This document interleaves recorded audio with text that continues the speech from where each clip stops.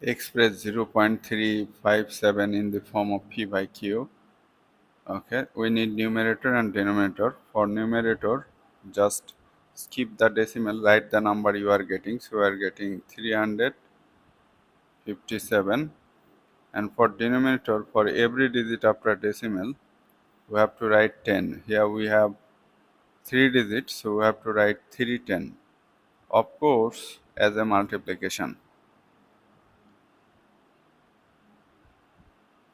This 10 for 3, this 10 for 5, this 10 for 7. Now reduce this fraction. 3 1 times 356 is equal to this. Then 10 1 time 10.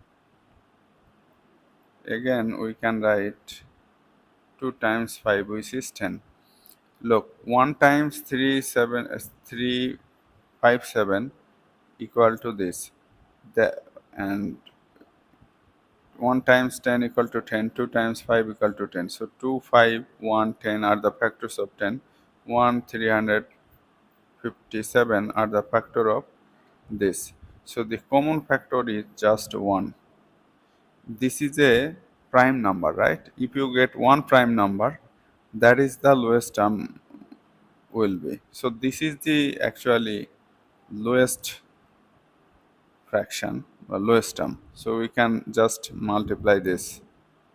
357 divided by 10 times 10, 1 times 1 times 1, 1, just add zeros.